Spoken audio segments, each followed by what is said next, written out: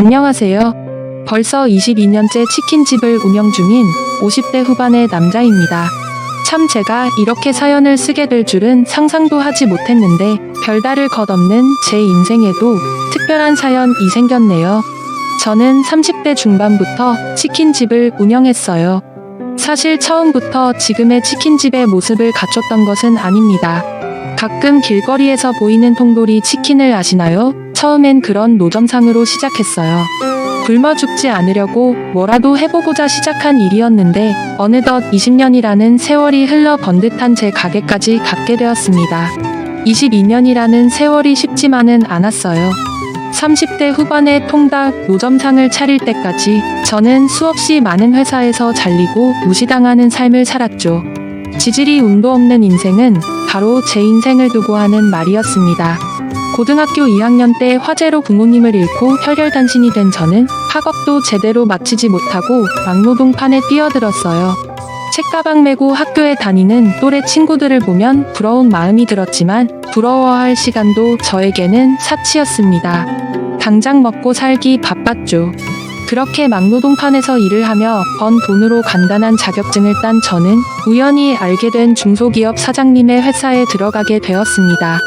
저를 좋게 봐주신 사장님이 저에게 기회를 주신 것이었죠. 그런데 회사에 들어간 저는 철저한 외톨이가 되었습니다. 지금 와서 생각해보면 저를 따돌린 직원들의 입장이 이해가 됩니다. 저는 낙하산이나 다름없었으니 직원들 입장에서는 아니 꼬운 면이 있었겠죠. 하지만 당시에는 저를 따돌리는 직원들에게 섭섭한 마음이 컸어요. 직원들을 향한 원망은 저를 도와준 사장님을 향한 원망이 되었고 어느새 세상을 향한 원망으로 변질되어 있었죠. 몇 년간은 우울감에 빠져서 살았던 것 같습니다. 우울감은 얼굴 표정이나 행동으로 드러나게 되었고 저는 당연히 회사에서 잘리게 되었어요. 물론 그런 상태로는 재취업도 쉽지 않았습니다.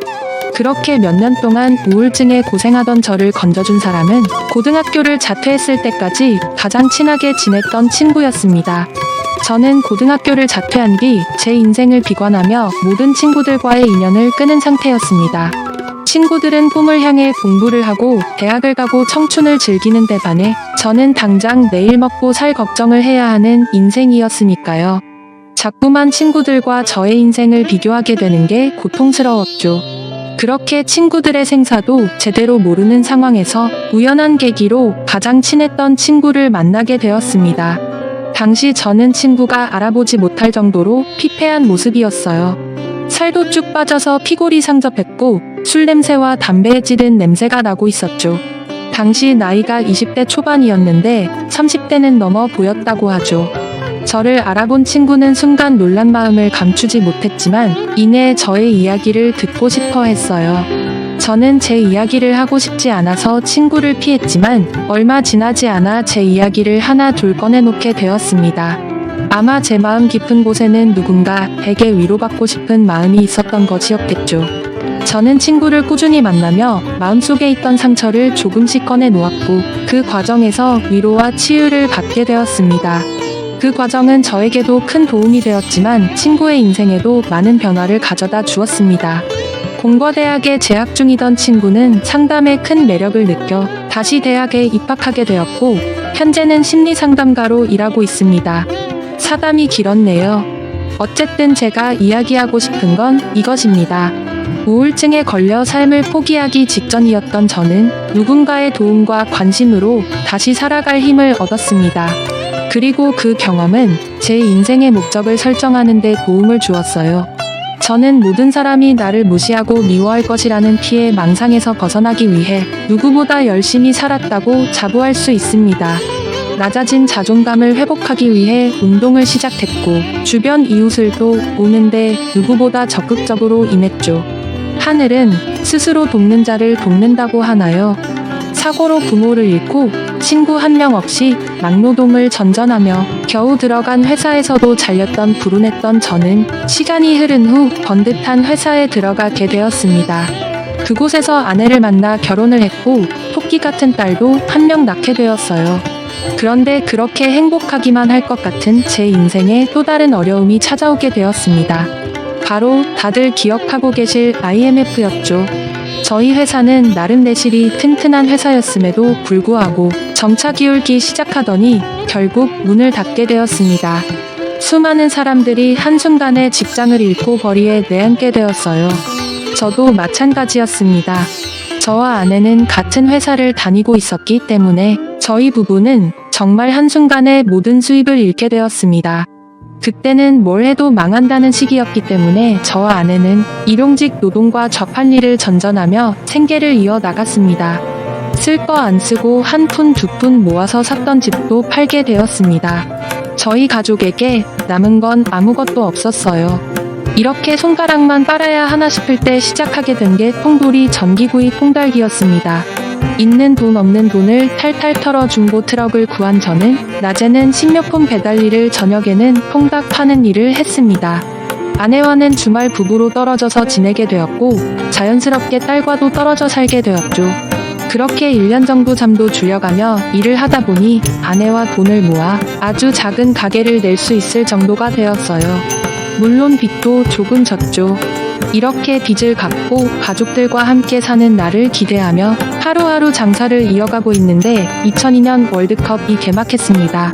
사실 저희 동네에서는 치킨의 수요가 그리 많지 않았는데 월드컵을 기점으로 수요가 엄청나게 뛰었어요. 모든 치킨집이 저와 같은 행운을 노린 것은 아니었겠지만 적어도 저희 가게에는 엄청난 행운이었던 게 사실입니다. 결국 저희 가게는 직원을 한 명 쓸 정도로 그 규모가 확장되었어요. 이후로는 저희 세 가족이 함께 모여서 부족함 없이 살 수 있을 정도로 넉넉한 형편이 되었습니다. 그렇게 22년이라는 시간이 흘렀네요.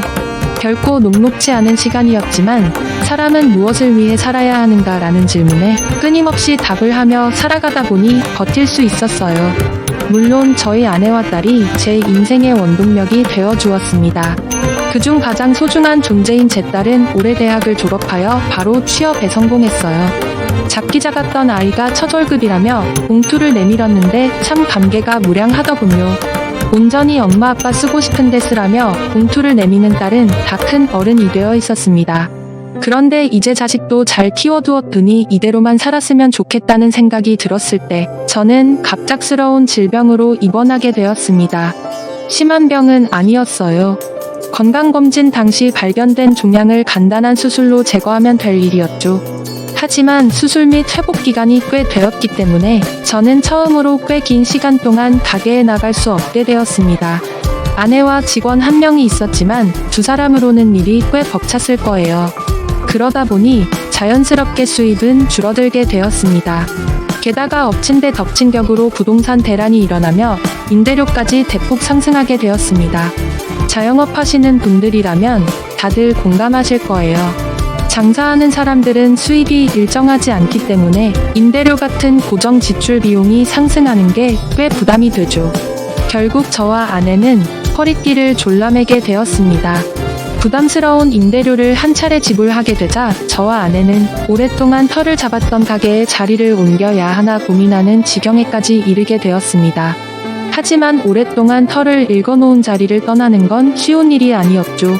결국 저와 아내는 결론을 내지 못하고 다음 임대료를 내는 날을 맞이하게 되었습니다. 그런데 한숨을 쉬며 임대료를 송금하려고 했던 그때 건물 주인에게서 급한 연락이 왔습니다. 여보세요. 박 사장님, 이게 무슨 일이야? 급한 듯한 건물 주인의 목소리에 저는 괜스레 가슴이 떨렸습니다. 혹시나 또 임대료를 올리면 어떻게 하나 하는 걱정이 순간 들었던 것이었죠. 그런데 건물 주인이 전화한 이유는 정말 의외의 것이었습니다. 박 사장님, 로또라도 당첨됐어요. 아니, 도대체 이게 무슨 일이람? 건물 주인의 말은 이해할 수 없는 내용이었습니다. 무슨 말씀이세요? 아니, 아까 무슨 대리인이라는 사람이 왔다 갔는데 박 사장님 가게에 3년치 월세를 내고 갔어요. 네, 3년치 월세요. 건물 주인의 이야기는 듣고 있으면서도 믿어지지 않는 내용이었습니다. 갑자기 누가 가게에 3년치 월세를 내고 갔다는데 쉽게 믿어지지 않는 내용이었죠. 순간 아내가 큰 사기라도 당했나 하는 생각이 들 정도였습니다. 대체 누가 3년치 월세를 내고 갔다는 겁니까? 무슨 문제 생기는 거 아니에요. 이렇게 큰 돈을 한 번에 낸다니까 순간 얼마나 겁이 나던지. 그런데 그쪽에서 3년치 월세를 한 번에 내면서 혹시나 월세가 오를 수도 있는 걸 감안해서 추가금도 얹어주고 갔어요. 그리고 그게 다가 아니야. 혹시나 박 사장님 내가 가게를 빼게 되면 미리 냈던 월세도 반환해주는 조건까지 걸어서 깔끔하게 계약서 쓰고 갔어요. 네, 저희한테는 너무 좋은 조건이긴 한데 사장님은 괜찮으신 거예요? 아니 나야 지금껏 월세로 먹고 살긴 했지만 이렇게 큰 돈을 한 번에 받을 수 있다고 하면 나쁠 거 없지. 나는 좋아요. 그쪽 얘기로는 박 사장님만 와서 사인하면 된다고 하는데 어떻게 할래요? 여기 변호사 명함까지 주고받으니까 문제될 건 없어 보이는데 내가 사장님 와이프한테 서류랑 다 전해둘게요. 확인해보고 연락줘요. 건물 주인의 이야기는 믿을 수 없을 정도로 너무나 좋은 조건의 이야기였습니다. 저와 아내는 어안이 벙벙해서 우선 건물 주인이 말한 서류를 확인해보고 싶었어요. 실제로 확인한 서류에는 건물 주인의 말이 모두 사실이라는 것이 증명되어 있었습니다. 또 남겨진 변호사 사무실로 연락을 하니 보증도 확실하다고 하더군요. 도대체 누가 이런 일을 한 것인지가 너무 궁금해서 뒤를 캐물었지만 변호사도 대리인도 3년치 월세를 내준 은인의 정체를 말해주지 않았습니다. 제가 정말 이렇게 큰 도움을 받고도 그냥 넘어가는 게 양심에 찔려서 그래요. 제발 누군지 말씀해 주실 수 없는 겁니까? 사장님 마음은 너무나 이해가 갑니다만 죄송합니다. 저희도 말씀드릴 수 없는 입장이라서 곤란하네요. 장사하는 사람한테 자리세가 얼마나 큰데 그걸 3년이나 해결해 주셨으면 평생의 은인이나 다름없는 거류? 정말 힌트라도 알려주실 수 없는 겁니까? 네, 죄송합니다, 사장님. 결국 저와 아내는 완강한 변호사와 대리인의 뜻에 수긍할 수밖에 없었고 가슴 한편에 늘 은인에 대한 감사함을 품고 살기로 결심했습니다. 그렇게 큰 폭풍이 몰아치고 지나간 이후 저는 드디어 환자복을 벗고 퇴원하게 되었습니다. 그런데 한참을 기다려도 수납을 하러 간 아내가 돌아오지 않더군요. 무슨 일이 있나 싶어 아내를 찾아 나섰는데 수납처에서 쩔쩔매고 있는 아내의 뒷모습이 보였습니다. 여보 무슨 일이야? 발을 동동거리며 저의 부름에 돌아선 아내의 표정은 정말 난처해 보였어요. 무슨 일이라도 있어? 왜 무슨 일인데? 병원비가 너무 많이 나온 거야? 당최 아내가 그렇게 난처해야 할 이유를 알 수 없는 저는 병원비가 많이 나왔냐는 질문밖에 할 수 없었습니다. 그런데 아내가 난처해야 한 이유는 그런 것이 아니었어요. 아니 그게 당신 병원비를 누가 이미 다 냈대. 뭐 누가 그러니까 나도 그게 너무 궁금한데 익명의 기부자라고만 하고 알려주질 않으시네. 소연이는 아니고 소연이가 무슨 돈이 있어서 당신 병원비를 다 내겠어. 그리고 혹시 몰라 확인했는데 소연이도 아니래. 소연이는 저의 딸의 이름입니다. 너무 놀라 소연이가 수납한 게 아니냐 묻긴 했지만 어불성설이었죠. 제 병원비는 보험 처리를 한다고 해도 사회천년생이 감당할 수준 아니었습니다. 그럼 우리 보험 처리는 보험 드러났잖아. 그러니까 그거라도 했으면 좀 더 저렴해졌을 텐데 보험 처리도 안 했나 봐. 뭐 대체 누가 저와 아내가 계속해서 병원비를 수납해준 사람에 대한 궁금증을 표현하자 바쁜 직원들은 난색을 표했고 결국 저와 아내는 집으로 돌아올 수밖에 없었습니다. 이후로도 병원에 전화하며 해당 인물을 알고자 했지만 저희 부부에게 사실을 알려주는 사람은 아무도 없었어요. 결국 저희 부부는 또다시 가슴 한편에 새로운 은인에 대한 감사함을 품고 살기로 다짐하게 되었습니다. 2번이나 연달아서 잊지 못할 은혜를 경험한 저희 부부는 저희가 받은 다른 사람들에게 베풀고자 봉사활동을 시작하게 되었어요. 그중 하나가 보육원에 치킨 배달을 하는 일이었습니다. 애당초 저희 가게에는 한 달에 한 번씩 매번 치킨 100마리 주문이 들어오고 있었어요.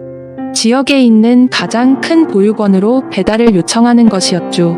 익명의 주문자는 매달 첫째 주 일요일이 되면 가게 계좌로 치킨 100마리 분의 가격을 보내두고는 입금 확인 부탁드립니다. 세모 보육원으로 치킨 100마리 배달 부탁드려요. 라는 문자를 보냈죠. 저희 부부는 익명의 주문자가 시키는 치킨 100마리를 모두 우리가 지불하는 건 무리더라도 50마리 정도는 함께 감당할 수 있을 것이라는 결론을 내렸습니다. 그래서 익명의 주문자가 주문하기 전날 늘 문자를 보내는 번호로 메시지를 하나 남겼습니다. 선생님, 안녕하세요. 소연치킨입니다. 늘상 저희 가게를 이용해 주시는데 감사한 마음을 가지고 있습니다. 다름이 아니라 혹시 내일도 세모보육원으로 치킨 100마리를 주문하실 예정이라면 50마리만 주문해 주세요. 저희 가게에 정말 좋은 일이 생겨서 앞으로는 저희 가게에서 50마리를 함께 후원하고자 합니다. 좋은 일에 함께 동참할 수 있도록 기회를 주신다면 정말 감사드리겠습니다. 이렇게 메시지를 보내고 얼마 지나지 않아 익명의 주문자에게서 답장이 왔습니다. 좋은 일이 있으셨다니 저도 기쁘네요. 하지만 보육원에 치킨을 보내는 건 제가 감당하기로 한 일이니 제가 책임질 수 있도록 해주셨으면 좋겠습니다. 치킨 100마리 가격 입금해 두었습니다. 이번 달도 잘 부탁드립니다. 저와 아내는 당연히 다시 익명의 주문자에게 메시지를 보냈지만 익명의 주문자는 매달 치킨 100마리를 준비하고 튀기시는 거 쉽지 않으신 거 압니다. 그럼에도 불구하고 한 번도 늦지 않으시고 한 번도 수량을 빠뜨린 적 없으시죠. 치킨의 질이 떨어진다는 이야기도 듣지 못했습니다. 그것만으로도 충분합니다. 마음만 받겠습니다. 감사합니다. 라는 메시지로 저희의 요청을 완곡히 거절했습니다. 결국 저희 부부는 세 번째 은인을 마음에 품게 되었습니다. 혹시나 이 치킨 기부가 끊긴다면 우리가 그 뒤를 잇자는 다짐과 함께 말이죠. 그렇게 연달아 저희 가게에 찾아온 세 번째 행운에 감사하며 살던 중 저는 수술 경과를 확인하기 위해 간 병원에서 은인에 대한 힌트를 얻을 수 있게 되었습니다. 그날도 수납을 하면서 어김없이 병원비를 대신 수납해준 은인의 존재를 물었어요. 하지만 별다른 기대는 갖지 않았습니다. 사실 당연히 안 알려주겠지라는 생각을 하고 있었죠. 그런데 의외로 직원은 주변 눈치를 보며 이렇게 말했습니다. 정말 선생님이 매번 오실 때마다 너무 간절하게 말씀하셔서 힌트 하나만 말씀드릴게요. 작은 힌트라도 너무나 귀했던 저는 귀를 쫑긋 세우며 직원의 말에 귀를 기울였고 직원은 작은 목소리로 저에게 속삭였습니다. 이번에 선생님 수납 대신해주러 오신 분은 사실 기부자 본인이 아니세요. 기부자분 대신 병원 일 처리해주시는 분이에요. 병원 일 처리요? 그러면 제 병원비를 내주신 분은 병원 일을 하시는 분인가요? 아니요. 그게 아니라 형편이 어려 오시거나 감당 못할 병원비로 고생하시는 분들한테 주기적으로 기부하시는 분이세요. 쉽게 말해 키다리 아저씨 같은 분이시죠. 이 이야기를 듣고 나니 저를 도와준 게 더더욱 의아했습니다. 제 병원비는 꽤 많이 나오긴 했지만 저는 보험도 있었고 그렇게 형편이 어려운 것도 아니었으니까요. 그런데 저보다 어려운 분들이 더 많으실 것 같은데 대체 왜 저를 도와주신 건가요? 글쎄요, 원래 기부자님은 기부금만 병원에 의탁하시고 도움받는 분들 선발에는 관여를 안 하시는데 선생님의 경우는 기부자님이 직접 지명하신 거라고 들었어요. 이유는 저희도 잘 모르겠네요. 그럼 저한테 말씀해 주려고 하신 힌트는 뭔가요? 어머, 내 정신 좀 봐. 그걸 말씀 안 드렸네. 사실 그분의 신비감은 거의 연예인 급이에요. 저희가 아는 특징이라고는 얼굴에 큰 흉터가 있다는 것밖에 없죠. 흉터요? 네, 흉터요. 기부자님을 뵌 적이 있는 선생님들은 아마 화상 흉터일 거라고 말씀하시더라고요. 얼굴 반을 다 덮는 흉터라 아마 마주치면 바로 누군지 아실 수 있을 거예요. 혹시 아나요? 병원 오고 다니시다가 마주칠 수도 있는지. 그분은 그럼 그렇게 사고당한 일 때문에 병원에 있는 사람을 도우시는 걸까요? 글쎄요, 그것까지는 잘 모르겠네요. 사실 이런 이야기 말씀드린 건 선생님이 처음이에요. 기부자님이 기부 대상을 지정하신 일은 정말 이례적이라 괜히 오지랖 부려봤네요. 제가 이런 얘기 했다는 건 절대 비밀이에요. 아시죠? 네, 당연하죠. 혹시나 마주치게 되더라도 멀리서만 아는 채 할게요. 감사했어요. 이 이야기를 아내에게 전해주자 아내는 그분도 사고당하고 다른 사람한테 도움받은 적이 있었던 게 아닐까? 아무리 그런 경험이 있어도 그렇게 남을 도와주는 건 쉽지 않은 일인데 정말 대단한 분이시네라고 대답할 뿐 별다른 이야기를 하진 않았습니다. 그런데 제 머릿속에서는 얼굴 반을 덮는 화상 흉터 이야기만 자꾸만 맴돌았어요. 계속해서 무언가가 기억이 날 듯 말 듯 했죠. 밥을 먹다가도 무언가 떠오르려고 하고 잠을 자다가도 무언가가 떠오르려고 하고 답답한 마음만 커져갔죠. 그런데 아주 우연한 계기로 기억의 저편에 묻어두었던 한 인물을 떠올리게 되었습니다. 서울에 있는 마케팅 회사에 들어간 저희 딸 소연이는 다양한 회사들의 이벤트나 홍보를 전담하는 업무를 한다고 합니다. 뭐라고 자세히 설명해 주었는데 사실 전부를 이해하진 못했네요. 신입으로 들어간 것이라 주요 업무를 맡지 못했던 소연이는 어느 날 집에 불쑥 찾아와서는 신생 기업의 마케팅을 맡아서 일하게 되었는데 너무 긴장된다며 종일 곁을 맴돌며 자신이 맡은 회사에 대한 이야기를 해댔어요. 아빠, 이 회사 사장님이 정말 젊고 성공한 지 얼마 안 됐거든. 그런데 성공한 지 얼마 안 됐으면서 벌써 좋은 일을 엄청 많이 했어. 이미지 메이킹 하려고 한두 번 기부한 것도 아니고 남들 모르게 오랫동안 이런 건 동네방네 소문내서 기업 이미지도 좋게 하고 좋은 일에 동참도 하게 하고 해야 하는 게 아닐까? 괜히 딸아이의 말에 저를 도와주셨던 기부자님이 생각난 저는 글쎄 굳이 남들에게 알리지 않았다면 이유가 있었겠지. 그런 분이라면 회사 이미지 좋아지는 것보다 비밀로 붙이는 걸 더 좋아하실 수도라고 이야기했습니다. 소연이도 내심 그렇게 생각하고 있었는지 입술을 삐죽이며 그래도 이것만큼 좋은 홍보수단이 없는데 라고 말했죠. 우리 딸은 유능하니까 잘 알아보면 더 좋은 홍보수단을 찾을 수 있을 거라며 대화가 일단락되었나 싶었는데 소연이는 뜬금없이 사진 한 장을 저에게 보여주었습니다. 그런데 이거 봐봐. 아빠, 이게 그 사장님 사진이거든? 뭔가 사연이 있어 보이지, 그치? 정말 잘만 하면 엄청난 스토리가 나올 것 같았는데 괜히 우는 소리를 하는 딸아이를 보며 웃음을 짓던 저는 딸이 보여준 사진을 스쳐 지나가듯 보게 되었습니다. 그런데 그 사진 속 인물은 제가 아는 사람이었어요. 한쪽 얼굴의 반이 화상 자국으로 크게 나 있는 사람. 바로 병원비를 대신 내주신 기부자님이었죠. 그런데 뭔가 이상했습니다. 분명 처음 보는 얼굴이어야 하는데 괜히 익숙한 느낌이 들었거든요. 저는 아내를 불러 그 사진을 보여주었습니다. 그런데 아내의 반응도 이상했어요. 응, 이 사람 어디서 많이 봤는데. 그치, 당신도 익숙한 얼굴이지. 그런데 뭐야? 얼굴에 화상 자국, 이분이 혹시 맞아? 병원비 대신 내주신 그분인 것 같아. 그런데 내 말은 그게 아니야. 어디선가 많이 본 얼굴이라는 거지. 저와 아내는 그날 밤 잠도 제대로 자지 못하고 대체 어디서 그분을 본 것인지 한참 동안 기억을 되뇌었습니다. 하지만 장사하면서 한두 사람을 마주친 게 아닌지라 결국 어디서 본 누구였는지 기억해내지 못했고 그렇게 저희 부부의 궁금증은 미궁으로 빠지는 듯했습니다. 그런데 미궁에 빠진 궁금증을 해결해준 사람은 소연이었어요. 금요일 퇴근을 하자마자 본가로 내려온 소연이는 마감 준비를 하고 있는 저희에게 종이 몇 장을 주었습니다. 이거 읽어봐. 소연이의 말에 펼쳐든 종이는 소연이가 이번에 맡았다던 회사에서 진행한 인터뷰 내용이었어요. 원래는 담당자님이랑만 얘기하는 거였는데 진짜 정말 아주 우연히 사장님이랑도 인터뷰를 하게 됐거든. 그런데 사장님이 주기적으로 보육원에 치킨을 보내고 계신다는 거야. 그것도 세모 보육원으로 100마리씩. 이거 우리 가게로 매달 주문하는 그분이잖아. 그래서 슬쩍 물어봤지.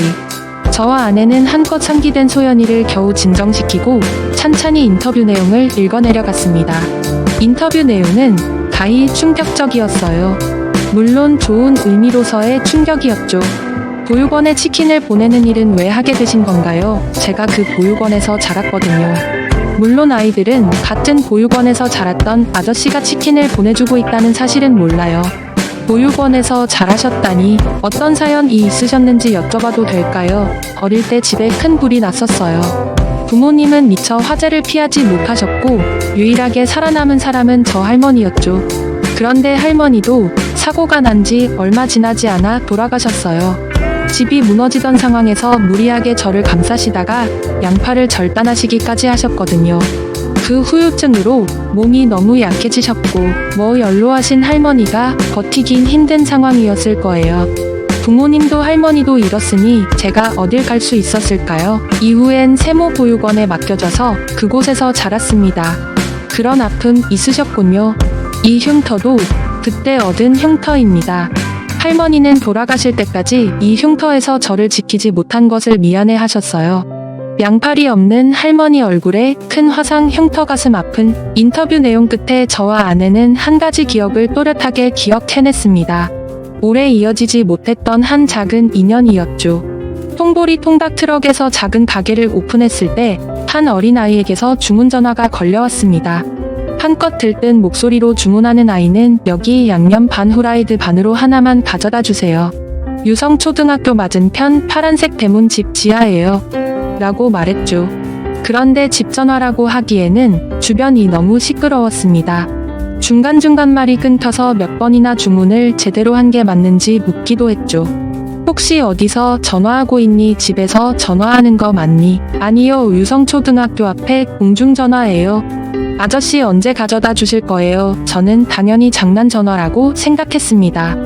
공중전화에서 어른도 아니고 아이가 주문이라니 그런 장난치는 거 아니다. 라며 혼쭐을 내려고 하던 찰나 아내 공중전화에서 주문한다고 집에 집전화가 없을 수도 있지. 만약에 정말 주문이면 어떻게 하려고 그래? 진짜 장난 전화면 오랜만에 우리 치킨에 맥주 한잔 하지 뭐라는 말을 들은 저는 치킨을 들고 아이가 말한 초등학교 맞은편 파란색 대문집 지하로 향했습니다. 그런데 파란색 대문집 앞까지 가지 않아도 되었어요. 누가 봐도 치킨을 기다리는 한 할머니 한 분이 골목 초입부터 서성이고 계셨거든요. 그거 치킨 2호의 할머니 혹시 치킨 시키셨어요? 그랴 파란 대문집 우리 손주가 신나서 주문했는데 애가 주소를 잘 몰라서 제대로 말을 안 했을 것 같길래 길 못 찾을까봐 여기까지 나와 계신 거예요. 못해도 10분은 걸어 나오셔야 했을 텐데 길 못 찾아서 식은 치킨 먹는 것보다 낫지. 괜찮여 어여주고 가봐. 할머니는 어서 치킨을 건네주길 바라셨지만 저는 굉장히 난감했습니다. 왜냐하면 할머니는 양손이 없으셨거든요. 팔에 있어야 할 자리에는 펄럭이는 외투만 있을 뿐이었습니다. 제가 난감해하는 것을 아셨는지 할머니는 여기 목에다 걸어줘라고 말씀하셨고 저는 주저하며 조심히 할머니의 목에 치킨을 걸어드렸어요. 제가 같이 가서 드리고 돌아가도 되는데 오토바이 타고 온 거 아니야. 그거 같이 타자고 됐어. 나 혼자 가도 되니까 어여 가봐. 괜히 잘못하는 기분에 괜히 서성이고 있던 그때 아이쿠 내 정신 좀 봐. 계산을 안 했네. 여기 오른쪽 주머니에 보면 지갑 있으니까 꺼내 가쇼. 저는 할머니의 외투 주머니에서 지갑을 꺼냈습니다. 그렇게 지갑을 열어본 순간 저는 또 한 번 난감해지고 말았어요. 당시 할머니의 손자가 주문한 양념 반 후라이드 반 치킨의 가격은 1,500원이었습니다. 하지만 할머니의 지갑에 있는 돈은 꼬깃꼬깃한 1,000원짜리 9장과 동전 몇 개가 전부였어요. 어떻게 해야 하나 대략 난감해하고 있을 때 멀리서 전화통화로 들었던 목소리를 가진 남자아이가 뛰어오는 게 보였습니다. 할머니 치킨 왔어. 치킨 한 마리에 세상을 다 가진 것처럼 신나하는 아이의 얼굴을 가까이에서 본 저는 1,000원짜리 한 장도 꺼내지 않은 채 조용히 할머니의 지갑을 닫고 다시 그 지갑을 외투 주머니에 넣었습니다. 아이의 얼굴 반쪽에는 짙은 화상 자국이 자리 잡고 있었기 때문입니다. 돈은 꺼내 가슈. 가격이 맞나 모르겠네. 네, 할머님 계산 다 됐으니까 어서 가셔서 손주랑 맛있게 드세요. 또 시켜주시고요. 그래, 조심히 가슈. 네, 할머니 다음에 시키실 때는 여기까지 나오지 않으셔도 돼요. 파란 대문 집이라고 말씀하시면 가져다 드릴게요. 젊은 사장이 참 똑부러지는구먼. 고마워요. 잘 들어가슈. 네, 할머니 들어가세요. 너도 잘 들어가렴. 감사합니다, 아저씨. 저 치킨 처음 먹어봐요. 친구들이 진짜 맛있다고 했어요. 잘 먹겠습니다. 저는 한참 동안 양팔이 없는 할머니와 할머니의 허리춤을 잡고 방방 뛰며 걸어가는 아이의 모습이 멀리 사라지는 것을 지켜보았습니다. 그리고 조용히 가게로 돌아갔죠. 빈손이네. 거봐, 장난전화 아니지. 오는 통에 넣어놔. 아내는 터덜터덜 걸어서 자리에 풀썩 앉는 저를 보며 물었습니다. 무슨 일 있었어? 왜 그래? 아내의 질문이 끝나자 저는 부끄럽게도 닭똥 같은 눈물을 뚝뚝 떨어뜨렸어요. 아마 저는 그 아이에게서 저를 비춰보았던 것 같습니다. 이야기를 시작하면서 말씀드렸다시피 저는 화재로 가족을 모두 잃었습니다. 그리고 그 기억은 저의 가슴 깊숙한 곳에 큰 상처로 남아있었죠. 그런데 그 아이는 화재의 상처가 가장 눈에 띄는 얼굴에까지 번져 있었습니다. 열박한 동정이라고 할지라도 저는 그 아이에게 연민의 감정을 느끼게 되었어요. 그래서 차마 그 치킨의 가격을 받을 수 없었던 것이죠. 제 이야기를 들은 아내는 저의 마음을 100번 이해해 주었고, 할머니와 함께 사는 것 같은데 할머니도 양팔이 없으시니 경제활동이 힘드시겠네. 반지하에 사는 걸 보니 애초에 잘 사는 집도 아니었던 것 같고, 당신 마음이 편해질 수 있을 때까지 당신이 그 아이 챙겨 라며 제가 아이를 자주 들여다보는 것을 허락해 주었습니다. 저는 이후 닭을 한 마리 튀겨야 하는데 2마리 튀겨서 닭을 튀겨놓고 딴짓을 하느라 닭이 너무 식어버려서와 같은 요상한 이유를 대며 한 달에 2-억 원씩 치킨을 가져다 드렸습니다. 그렇게 치킨을 가져다 줄 때 본 할머니와 아이의 집은 너무나 열악했어요. 특히 계절감 없는 아이의 옷은 정말이지 저의 가슴을 너무나 아프게 했습니다. 그래서 저는 가초등학교에 입학한 저의 딸 소연이의 학용품이나 문제집을 살 때면 늘 그 집 아이의 것도 함께 사서 몰래 두고 오기도 했고, 아이의 옷이 해진 것을 발견했을 때는 입지도 않은 아들 이야기를 지어내며 입던 옷인데 작아져서 주려고 가져왔어. 혹시 괜찮으면 입지 않을래? 라며 옷을 건네주기도 했습니다. 그때마다 아이는 너무나 해맑게 웃으며 정말 새 옷 같아요. 저는 가끔 옷에 이것저것 흘리는데 형은 안 그러나 봐요라며 제게 화답해 주었죠. 그런데 아이를 볼 수 있는 날은 길지 않았습니다.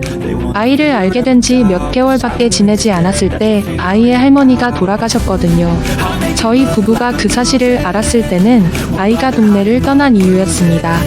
저와 아내는 아이의 소식을 알기 위해 백방으로 노력했지만 연고도 없는 저희 부부가 아이의 소식을 알 도리는 없었습니다. 길지 않았던 이 인연을 떠올린 저희 부부는 딸아이가 인터뷰한 회사의 사장이 바로 그때의 그 아이라는 사실을 알게 되었습니다. 그리고 고민했습니다. 치킨을 매달 100마리씩 주문해간 것을 알게 되었다고, 고맙다고 얘기를 하는 게 과연 옳은 일인지 말이죠. 하지만 소연이가 가지고 온 나머지 인터뷰 내용을 읽게 된 저희 부부는 평생 이 사실을 모른 채 하기로 결심했습니다. 그런데 아직까지도 이렇게 많은 기부 활동을 하신 걸 비밀로 하셨다고 들었어요. 왜 밝히지 않으신 건가요? 누군가를 돕는다는 건 가치 있는 일입니다. 하지만 그 일에 특별한 의미를 부여하고 싶진 않았어요. 저는 그저 해야 할 일을 했을 뿐입니다. 말로는 쉬운 일이지만 사실 그러기 어려운 일인 것 같아요. 다들 그렇게 말하더라고요. 그런데 저는 한 번도 어렵다고 느껴본 적이 없어요. 보고 자란 게 그런 거거든요. 많은 분들이 보육원에서 자란 제가 이만큼 회사를 성장시킨 것을 보고 대단하다고 말씀하세요. 그런데 저는 제 힘만으로 여기까지 오지 않았습니다. 누군가의 도움과 관심으로 이만큼 왔죠. 그런데 그분들은 한 번도 그 행동에 의미를 부여하지 않으셨어요. 저에게 훌륭한 사람이 되라라고 말씀하시거나 꼭 이 은혜를 갚아야 한다고 말씀하지도 않으셨죠. 저는 보고 배운 대로 살고 있는 것뿐이에요. 제 도움의 손길이 필요한 곳이 더 이상 존재하지 않을 때까지 저는 이 일을 계속할 예정입니다. 이후 이 내용을 지나 인터뷰 마지막 장에 적혀있는 메모를 발견한 저와 아내는 크게 놀랐습니다. 직원 증언 치킨 100마리를 꾸준히 주문하는 집 3년치 월세 전액 지불, 주기적으로 기부금을 위탁하는 병원에 입원한 해당 사장님, 병원비도 전액 지불. 그러니까 우리 엄마 아빠 가게 월세 아빠 병원비 내준 사람이 바로 이 회사 사장님. 엄마랑 아빠랑 대체 무슨 관계인 거지? 그 아이는 제가 과거에 학용품을 몰래 가져다 준 것과 없는 아들 핑계를 대며 옷을 선물한 것, 그리고 못 쓰게 된 치킨 핑계를 대며 치킨을 가져다 준 것을 모두 알고 있었습니다.